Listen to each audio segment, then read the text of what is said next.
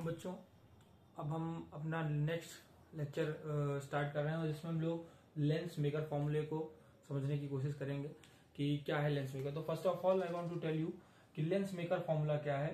तो आपने पढ़ा होगा 1/f is equal to the mu minus 1 into 1/r1 - 1 में r2, क्योंकि सभी बच्चों ने इससे पहले refraction through the spherical surface का डेरिवेशन पढ़ रखा है इजिली, तो उन्हें समझ में आ रहा होगा कि r कहां से आया हुआ है। बट f कैसे आना है या म्यू कैसे रिप्लेस होना है या म्यू कैसे आया हुआ है। तो यहाँ पे म्यू की वैल्यू आप सभी समझ रहे होंगे 1 μ2 है।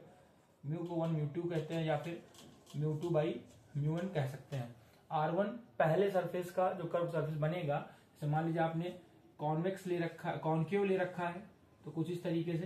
तो पहला सरफेस इस साइड में होता है, दूसरा सरफेस इस साइड में। पहला सरफेस इसलिए इसको बोल रहा हूं कि जिस साइड लाइट इंसिडेंट होती है उस सरफेस को हम लोग फर्स्ट सरफेस बोलते हैं और दूसरे वाले सरफेस को सेकंड सरफेस बोलते हैं। जैसे इस वाले लेंस की बात करूं मैं, ठीक है, ये हो गया कॉन्केव के लिए।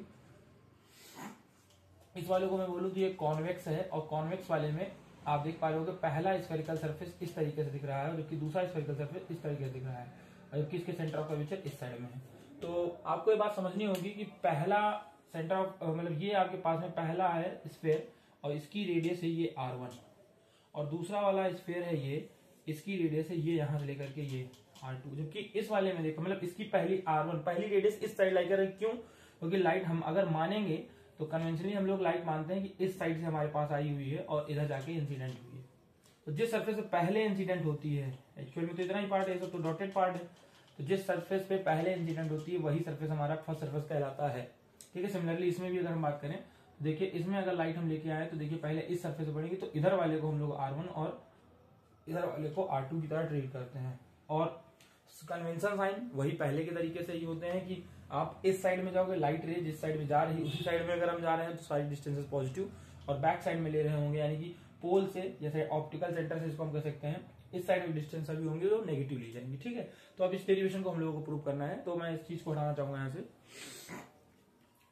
ठीक है। तो इतनी बात समझ में आ गई कि यहाँ पे 1/f is equal to mu minus 1 into the bracket 1/r1 - 1/r2 क्या है, जहां पे f आपको पता है उसकी फोकस है लेंस की, mu refractive index of the medium है with respect to the boundary, आप देख सकते हो जो भी हमारे पास है बाहर का सरफेस सराउंडिंग जो होगा एक्चुअली में, और r1 पहले सरफेस की रेडियस है और r2 दूसरे सरफेस की रेडियस है।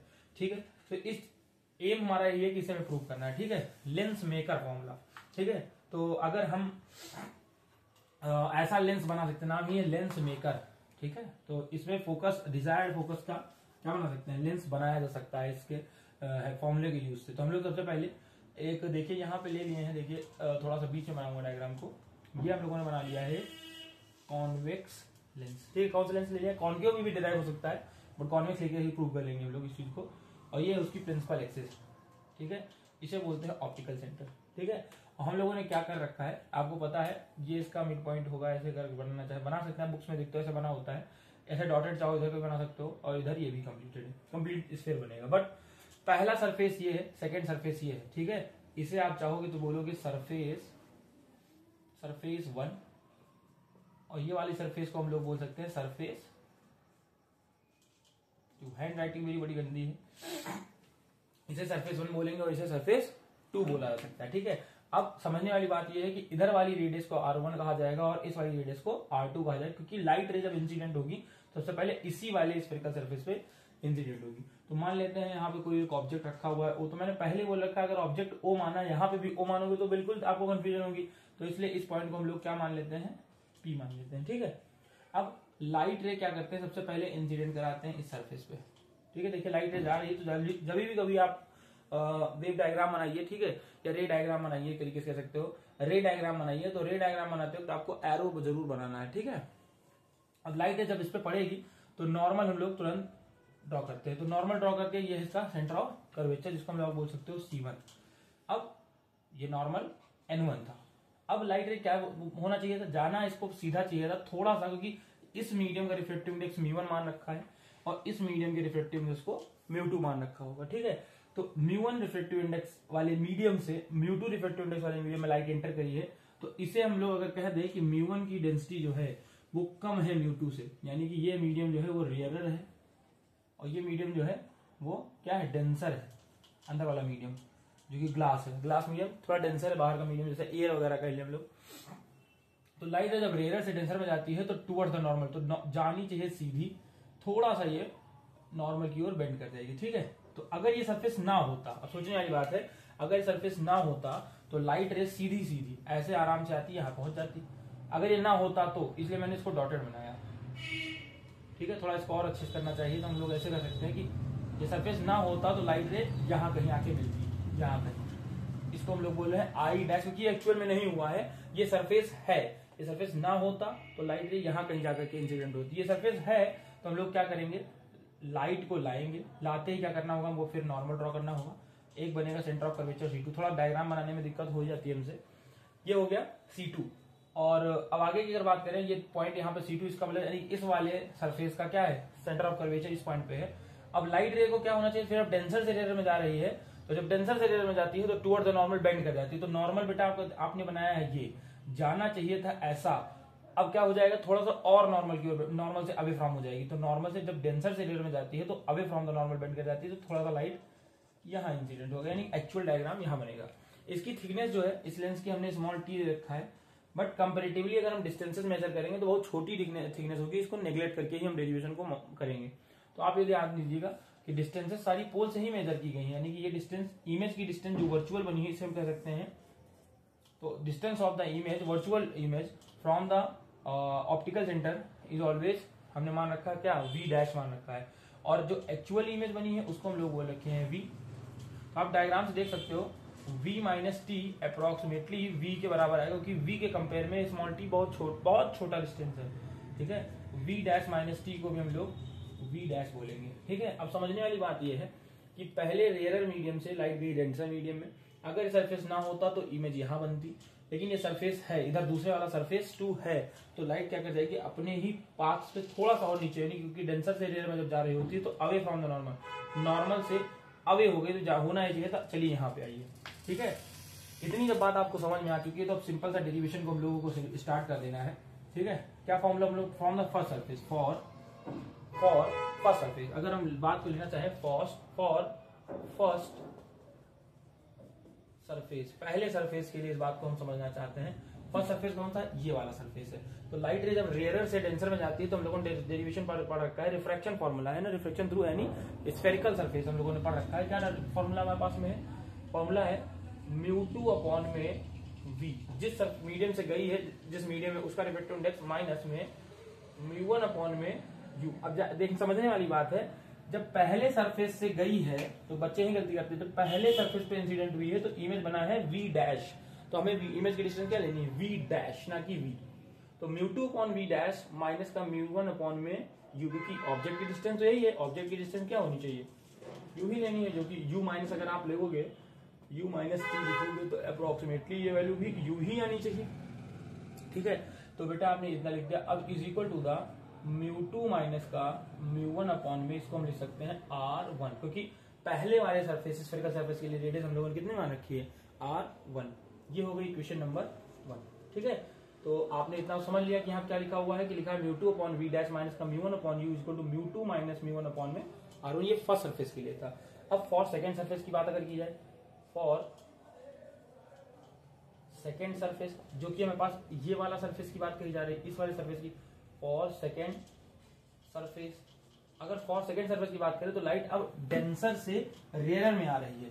तो जिस मीडियम में लाइट, आपको पता है जब भी मैंने आपको बताया, जब भी कभी मीडियम बदले तो μ2 को μ1 और μ1 को μ2 से रिप्लेस करिए सबसे पहले। तो μ2 को μ1 कह दो, अपॉन में क्या लिखना है वो बात की बात है, μ1 को μ2 कह दीजिए, अपॉन में क्या लिखना है वो बाद में देखेंगे, μ1 को μ2 को μ1 ये कह दीजिए आराम से, और अपॉन में अब लाइट क्या हुआ है मैंने बता रखा है, आप फॉर्मूले जो जानते हो रिफ्रैक्शन का फॉर्मूला क्या होता है, μ2 अपॉन में इमेज की डिस्टेंस। बेटा जब सेकेंड सरफेस पे जा रहे हैं, पढ़ रहे हैं, तो वर्चुअल ऑब्जेक्ट की तरह ये ट्रीट करेगी, ये डिस्टेंस, जो ये डिस्टेंस है वर्चुअल ऑब्जेक्ट की तरह काम करेगी, और ये सॉरी ये डिस्टेंस मतलब फर्स्ट सरफेस के थ्रू जो इमेज बनी है वो सेकेंड सरफेस के लिए एज अ वर्चुअल ऑब्जेक्ट की तरह ही ट्रीट करना पड़ेगा, ठीक है।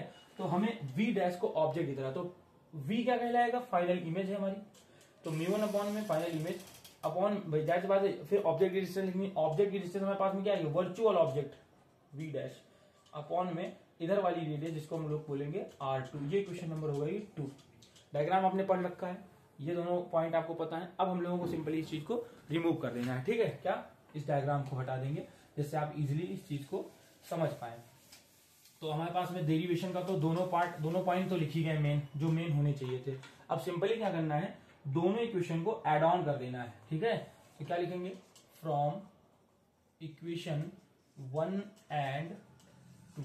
अब मैं आपसे कहूं इक्वेशन 1 ये लिखी हुई है, क्या लिखी हुई है, देखिए इधर लिखा हुआ है μ2 अपॉन में v डैश माइनस।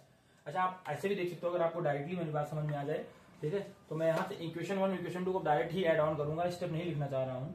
तो आप देखिएगा अगर दोनों इक्वेशन को मैं जोड़ू तो ये वाला टर्म प्लस में है, ये वाला टर्म नेगेटिव में है।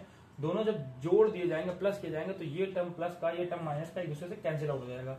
तो जो बचेगा, मैं रिमेनिंग टर्म लिख दे रहा हूँ, बचेगा क्या, माइनस का, यही लिखता हूँ थोड़ा सा स्पेस का मैं, क्योंकि बचेगा क्या, माइनस का μ1 अपॉन में u, और फिर से क्योंकि प्लस लिखना पड़ेगा क्योंकि ये दोनों एक दूसरे से जब जोड़े गए हैं, क्या क्या आएगा, μ1 अपॉन में v is equal to the, यहाँ क्या आएगा, μ2 माइनस का μ1 अपॉन में R1, और ये वाला जब जोड़ा जाएगा तो कितना आएगा, μ1 माइनस का μ2 अपॉन में R2। इतनी बात हमारे पास में सामने आ चुकी है, ठीक है। अब इसके बाद क्या करना है, इसको दोनों को आगे पीछे कर दें, यानी कि थोड़ा सा सफलिंग कर दें। तो μ1 इधर आ जाएगा, कॉमन कर लिया जाए तो 1 अपॉन में v माइनस 1 अपॉन में u। इसके आगे अगर बात करी जाए, दोनों में से यहां पे अगर देखें तो μ2 माइनस का μ1 अपॉन में R1, और इसमें देखो माइनस कॉमन लिख लिया, जैसे यहाँ ब्रैकेट बना लेते हैं और कॉमन ले लें, तो μ2 माइनस μ1 अपॉन में R2। तो बेटा आप सभी लोग जानते हैं इसको हम लोग इस तरीके से कन्वर्ट कर सकते हैं, मतलब इस चीज को पहले ला करके वहां इसको कॉमन ले लिया हम लोगों ने, ठीक है। अब बचेगा क्या, μ1 1 अपॉन में v माइनस 1 अपॉन में u, ठीक है। ये बात तो यहाँ लिखी रह गई। आगे इन दोनों में देखिए क्या कॉमन हो जाएगा, μ2 माइनस का μ1 कॉमन हो जाएगा, बचेगा क्या, 1 upon R1 minus 1 upon R2। इतनी बात हमारे पास आ चुकी है, बचेगा नहीं कुछ। इधर वाले पार्ट को मैं रिमूव कर दूंगा, ठीक है। तो बच्चों बचा अब हमारे पास क्या है, सिंपली हम लोगों को स्टेप बाय स्टेप चलना है और हम देखेंगे बड़ा इजीली, बहुत ही इजी वे में हम लोगों को डेरिवेशन तक पहुंच जाना है, ठीक है। तो देखिए अब आगे क्या करना है हम लोगों को, इधर से μ1 को उधर लेकर चले गए तो 1 अपॉन v माइनस 1 अपॉन में u, that is going to be μ2। इस μ1 को इधर लेके जाना है तो डिवाइड में चला जाएगा, तो μ2 माइनस μ1 अपॉन में μ1 टाइम्स में 1 अपॉन R1 माइनस 1 अपॉन में R2, ठीक है।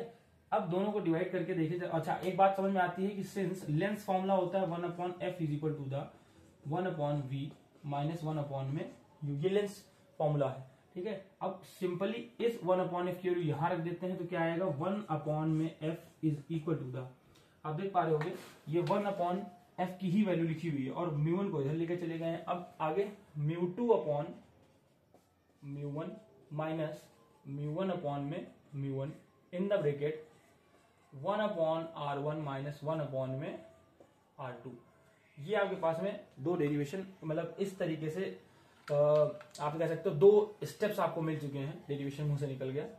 1 अपॉन में f is equal to the, μ1 से μ1 कैंसिल आउट हो जाएगा, μ2 अपॉन μ1 को बोल सकते हैं 1 μ2 minus 1 in the bracket 1 upon R1 minus 1 upon में R2। This is our required result which is known as lens maker formula. Lens maker formula बेटा इसके ऊपर बेस्ड न्यूमेरिकल बहुत सारे आते हैं पेपर में, कि जब भी कभी आपको लेंस दे देगा और लेंस को कहेगा एयर में उसकी फोकस दी हुई है, रिफ्रेक्टिव इंडेक्स एयर का रेस्पेक्ट में आपको किसका, ग्लास का दिया होगा, और कहेगा पूरे अपरेटस को किसी लिक्विड में या किसी एल्कोहल में या किसी एक ऐसे मीडियम में लगाया जाता है जहां पे लिक्विड ही मीडियम आपको दिखेगा ओवरऑल मैक्सिमम टाइम में, तो उस टाइम पे किस तरीके से ट्रीट करना है, तो कहेगा लिक्विड के अंदर फोकल लेंथ बताइए, या लिक्विड का रिफ्रेक्टिव इंडेक्स बनाने को भी पूछ सकता है। तो मैं उम्मीद करता हूं आप लोग इस डेरिवेशन को समझ लेंगे और इसके ऊपर बेस्ड 2-3 न्यूमेरिकल करने की कोशिश करेंगे। Thank you.